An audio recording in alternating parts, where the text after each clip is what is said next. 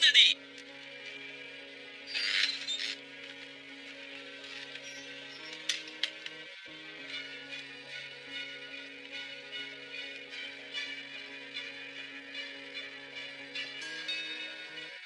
अभी तक जबान नहीं खोली क्या इसने?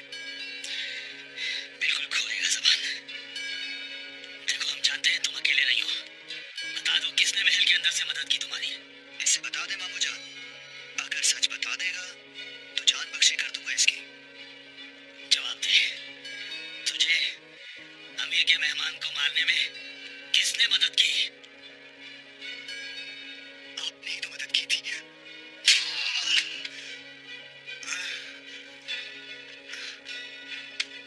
इंसानों की तरह बता दे, किसने मदद की थी? कौन है? बता कौन है तेरा साथी? अल-अजीज के नायब जनाब शहाबुद्दीन ही मेरे साथी हैं।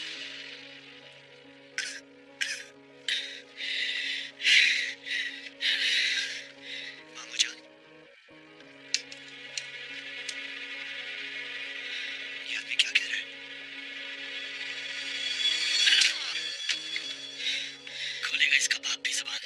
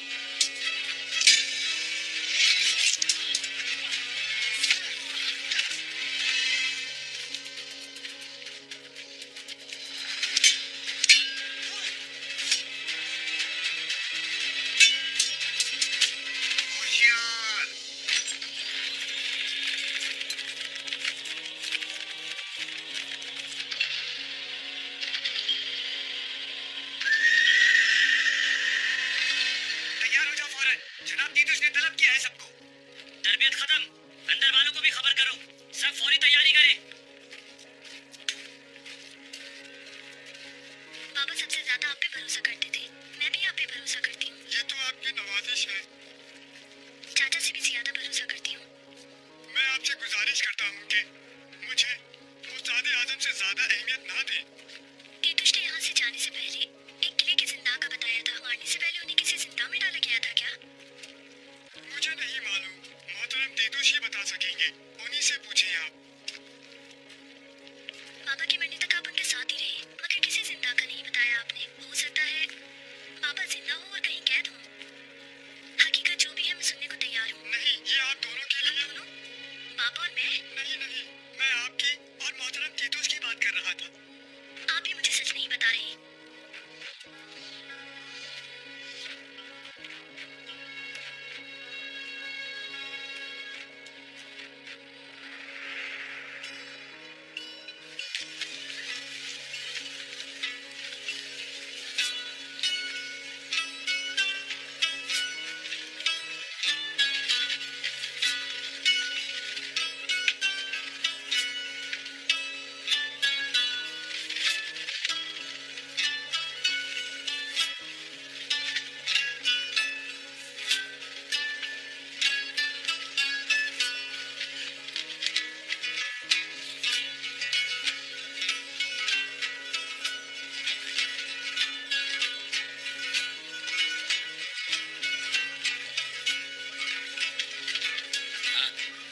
बस यहाँ रख दो, ये भी रख दो।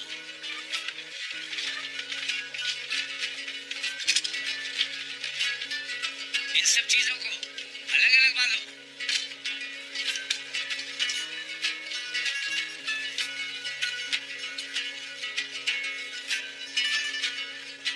और चलो चलो फिर मेमने को ले जाओ, ये संदूक चाहिए मुझे, अभी बहुत से काम निपटाने हैं मुझे। चलो।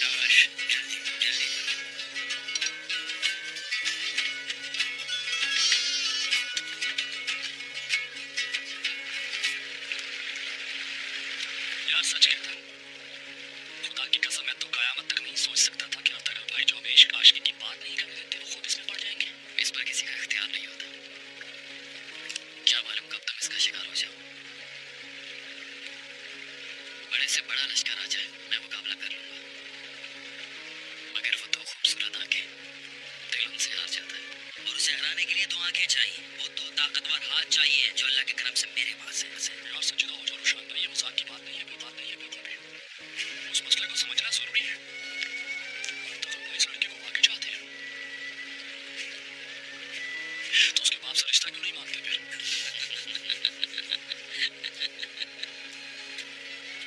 ये काम इतना आसान नहीं है मेरे भाई। समझा नहीं मैं। और तखल भाई रिश्ता मांगेंगे और उसका बाप राजी नहीं होगा।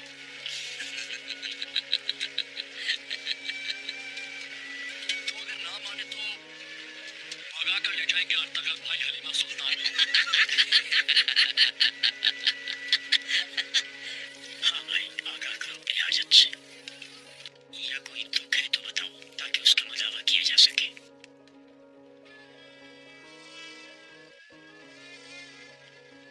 मुर्शिद, इनकी ख्वाहिश है कि महलों की आज़ादनाक जिंदगी से निजात मिल जाए। हजूर पाक के तरीके पे चलते हुए रब को राजी करना चाहते हैं।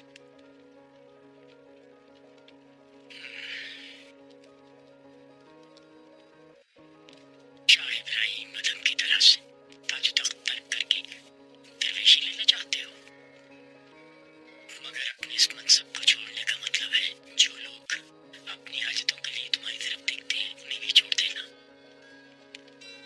तुम महल में रहते हुए भी अपनी मुराद पा सकते हो। मुझे असल में आलम इस्लाम के लिए कुछ करना है। इस आलम का खालिक और इस्लाम का खालिक अल्लाह ही है। तुम्हारा काम तो बस दयानतदारी से अपना काम करना है। दयानत में कभी कोताही नहीं की मैंने। हर वो जिम्मेदारी जो मुझे तफवीज़ की गई वो बखूबी पूरी की। लेकिन जब ये दिल मुतमईन है तो फिर ये लेकिन।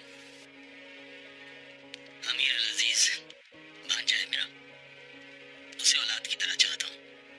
उसकी खिदमत और उसके हुक्म की तामील के सिवा किसी शय से गरज नहीं रही मुझे।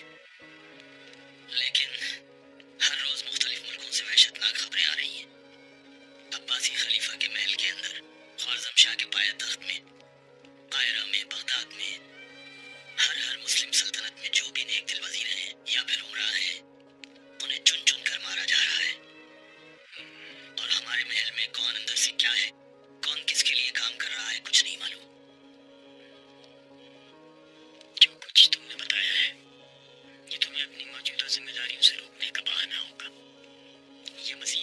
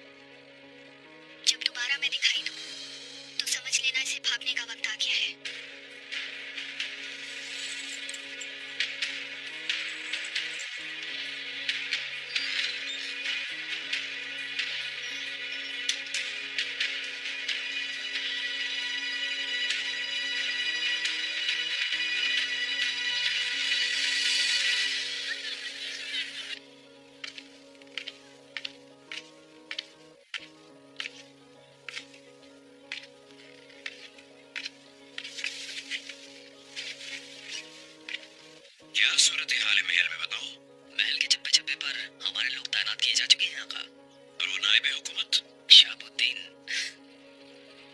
वो साए की तरह अपने भांजे के साथ रहता है, मगर उसे ज़ेर करने के लिए भी मंसूबा तैयार है। बहुत अच्छी। अनकरीब तमाम मुसलमान दारुल खिलाफों से मरने वालों की दिल खराश चीखें बुलंद होने वाली हैं। हर मुल्क अपने हमसाया मुल्क से मदद की भीख मांगेगा। हलब से आने वाले तमाम मकतूबात के जवाबों पर अल अजीज की मोहर जरूरी होगी, मगर ये सब तुम्हारे लिखे हुए होने चाहिए, याद रखना। सलीबी लश्कर की अलगार होने से पहले पहले तमाम मुसलमान हुक्मरानों के महलों में तुम्हारे मुखबिर तायनात हो जाने चाहिए। समझ गए मेरे आका, आप बेफिक्र हो जाए। और कोई हुक्म नहीं तो इजाजत दे मुझे, कहीं ऐसा ना हो उन्हें मेरे ना होने का एहसास हो जाए। आई लोगों के मामले का क्या किया तुमने? सुलेमान शाह के कबीले को हमारी हदों से दूर रखने में कामयाब हो भी सकोगे कि नहीं? नायब हुकूमत शहाबुद्दीन का मामला जैसे ही निपटा, वो मसला भी खुद ब खुद हल हो जाएगा मेरे आका। तीतुश ने भी मुझे बड़ी यकीन दहानियां कराई थी कि काई कबीले वाले किसी सूरत हमारे इतने करीब आकर रहने में कामयाब नहीं होंगे, लेकिन वो तो आजकल में पहुंचने वाले हैं वहाँ। मेरे आका, काई लोगों का हमारी हदूद के इतना करीब आना आपके लिए इतनी परेशानी का सबब क्यों बना हुआ है? बहुत से बहुत 2000 लोग होंगे उस कबीले में, तो आप इतने फिक्रमंद क्यों हो रहे हैं? मैं अंताकिया और कुछ के लिए जिस जंगी हिकमत अमली से सलीबी लश्कर तैयार कर रहा हूँ, उसमें कभी नहीं चाहूंगा कि हमारे अतराफ में कोई जंगी जुनूनी कबीला आबाद हो। अगर आज इन लोगों को नजरअंदाज किया तो कल हमारे लिए अजाब बन जाएंगे। सलाउद्दीन अय्यूबी याद है ना तुम्हें? वो इराक के किसी एक छोटे से नवाही कस्बे में पैदा हुआ था और जब वो जवान हुआ तो नूरुद्दीन के लश्कर में भर्ती हो गया। तरक्की करता रहा, सैकड़ों कमांदारों में से एक कमांदार हो गया था बस। मगर फिर जानते हो ना क्या हुआ? अगर उसे शुरू में ही रोक दिया गया होता तो कुछ आज यीशु मसीह के मानने वालों ही के हाथ में होता। और मैं यहाँ बैठा तुम जैसे अहमक से न उलझ रहा होता खामखा। जी समझ गया मेरे आका।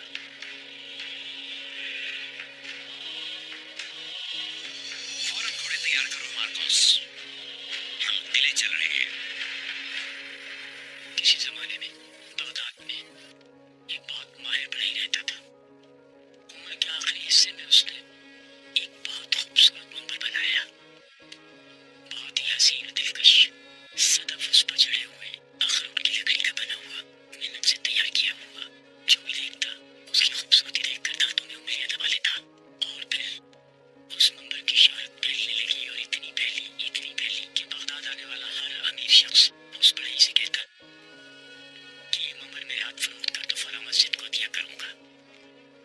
लेकिन बढ़ई का हमेशा एक ही जवाब होता, नहीं जनाब, ये मंदिर मस्जिद अक्सा में सजेगा। लोग ताज्जुब में पड़ जाते कि भाई मस्जिद अक्सा तो ईसाइयों के कब्जे में है। बढ़ई सबकी बातें सुनता और फिर एक ही जवाब देता, मेरा काम बस इतना ही था, मैं एक फनकार हूँ, मंदिर बनाता हूँ। कोई बहादुर जंगजू उठेगा, कुछ वापस हासिल करेगा और ये मंदिर उसकी जीनत बनेगा। वक्त यूं ही गुजरता रहा। मंदिर की कहानी शहर में बच्चे बच्चे की जुबान पर आ चुकी थी। हर कोई मंदिर की खूबसूरती बताते वक्त अपनी तरफ से एक की दस बताता। फिर ये कहानी 7-8 साल के एक बच्चे ने सुनी, मगर वो मंदिर की खूबसूरती से ज्यादा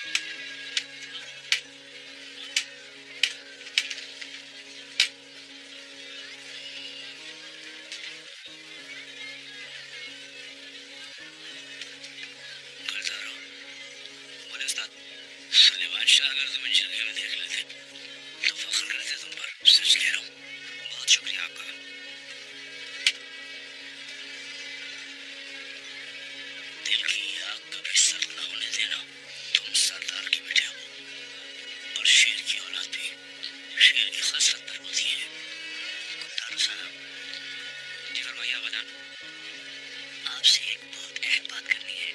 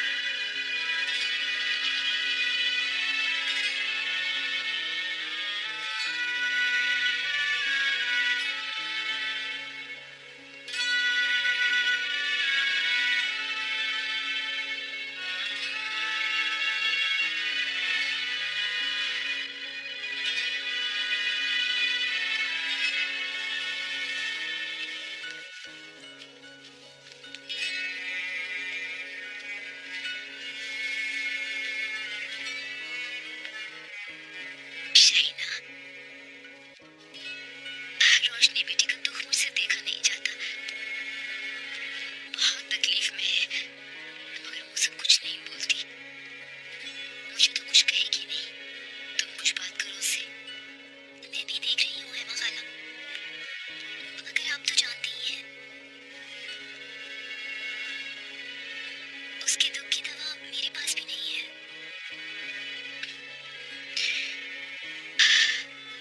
जानती हूँ बहुत अच्छी तरह। रोशनी बिल्कुल अपनी मरहुमा माँ पर गई है। अंदर ही अंदर चलती रहती है, मगर इतना खामोश हो जाना कोई अच्छी बात नहीं। शाहिना,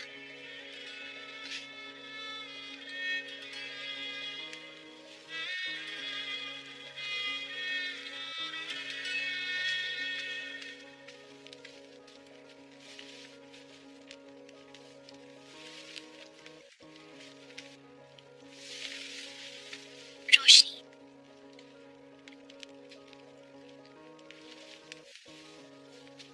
मैं तुम्हारी मदद करवा देती हूँ। कुछ खास काम नहीं बचा अब तो।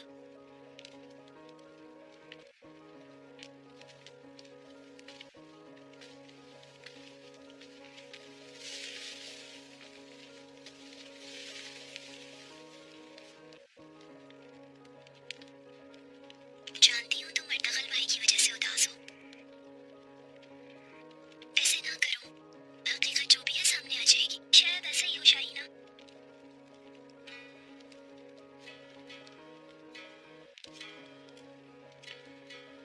दुआ कर रही हूँ वो सब ठीक हो। नूरकुल से मिल ही नहीं सकी जाने से पहले। दिल में वसवसे आ रहे हैं, खुदा ना करे कुछ हो ना गया हो। दिल उधर ही लगा रहता है।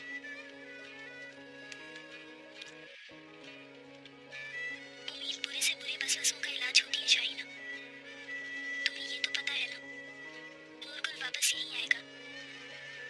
और यहाँ आने का मतलब तुम्हारे पास आना, अपनी मोहब्बत के पास। मगर अर्तगल और मेरे फासले तो यहाँ आकर भी खत्म नहीं होंगे। वो वापस आ भी जाए तो भी वो मेरे सामने बैठकर मेरे पास नहीं होगा। जैसे दूर पहाड़ के उस पार बहता दरिया लोग देख सकते हैं पर छू नहीं सकते।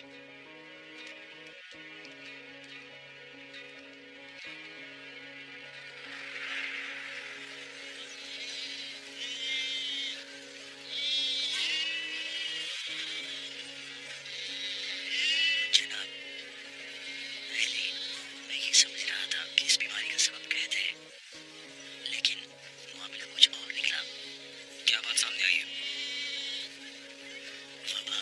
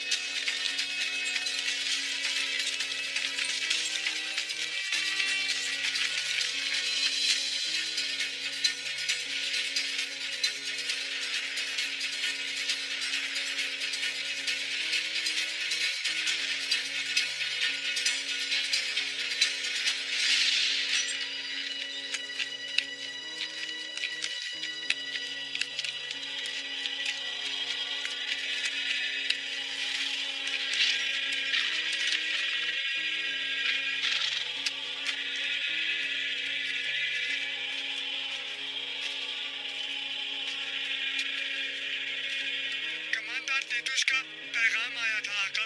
तो 30 जाबाज रवाना कर दिए गए हैं। मेरे आका, आपके कमरे में वेटिकान से आए हुए खास मेहमान आपके मुंतजिर हैं।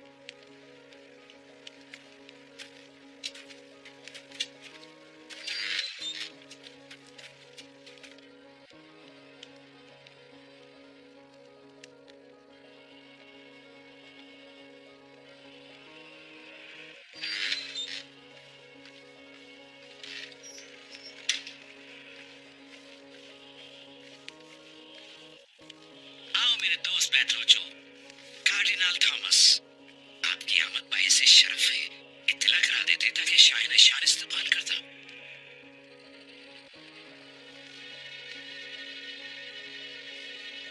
हलफ जाने से तुम्हें रोकना नहीं चाहता था मैं।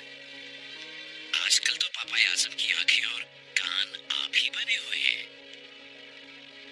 पापा आजम तुम्हारे काम की काफी तारीफ करते हैं, मगर कुछ शकु कुछ शुबहात भी है उनके दिल में। नई सलीबी जंग छेड़ने के मंसूबे से कुछ खास मुत्तफिक नहीं है वो। तो फिर किस तरह से खैर होंगे वो? इन जाहिल मुसलमानों ने हमारे लोगों से जो अमानत छीनी थी वो वापस लेनी होगी। और वो अमानत कहाँ है तुम खूब जानते हो पेट्रोचो।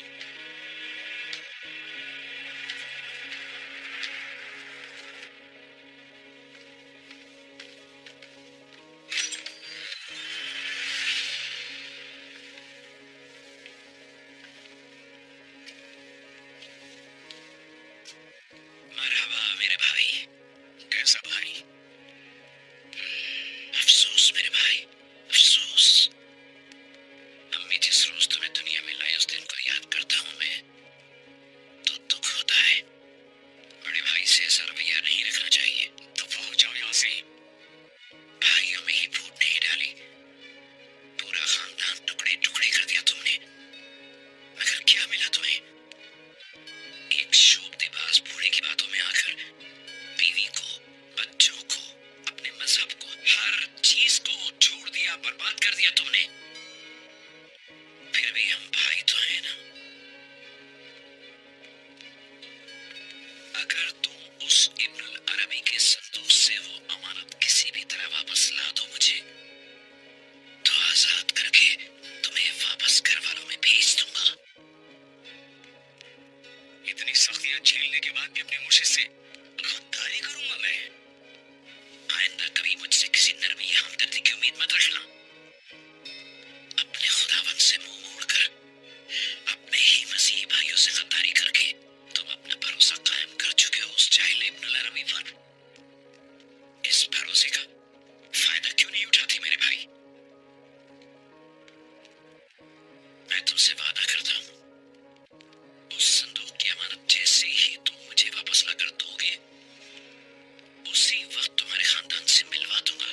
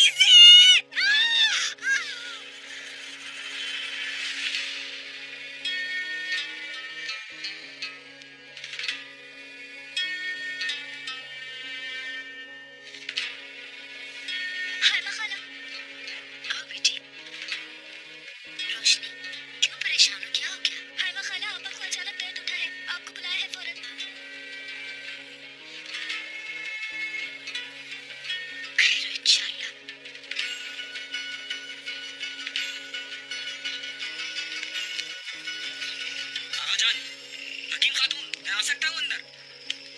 क्या हुआ भाई? आगा जान तो किसी काम से गए हैं, कोई मसला हो गया है क्या? नहीं नहीं, शहनाज को दर्द उठा है बस, फौरन चले हमारे खेमे में। अच्छा, मैं चादर लेकर आती हूँ।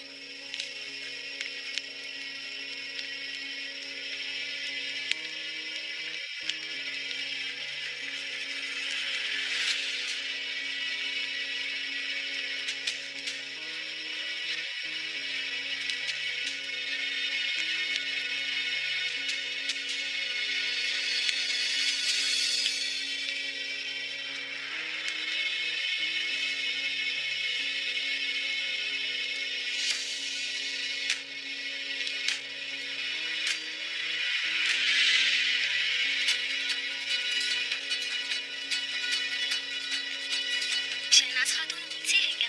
जल्दी चले बस, जल्दी।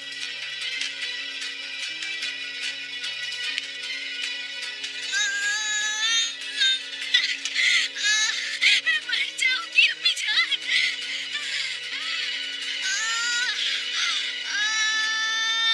बस बस, तसल्ली रखो बेटी, तसल्ली रखो।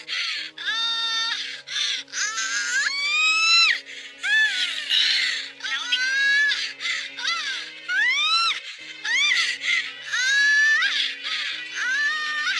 बस बस, कोई मसला नहीं, सब ठीक हो जाएगा।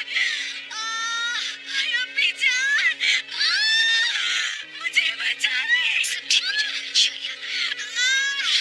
हाय मेरे अल्लाह।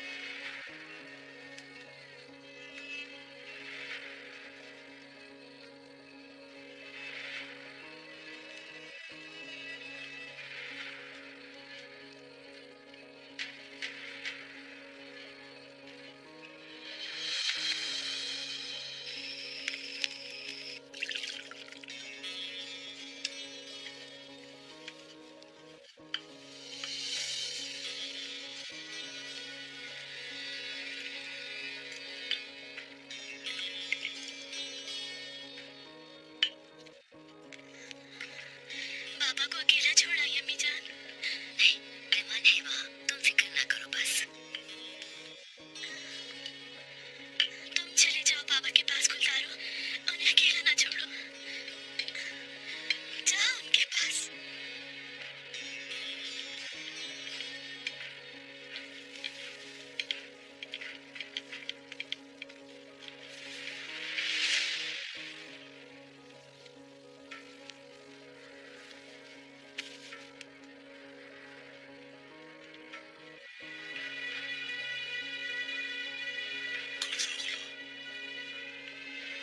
तुम तीनों पहले इम्तिहान में कामयाब हुए। भेड़ियों से, रीछों से, हर तरह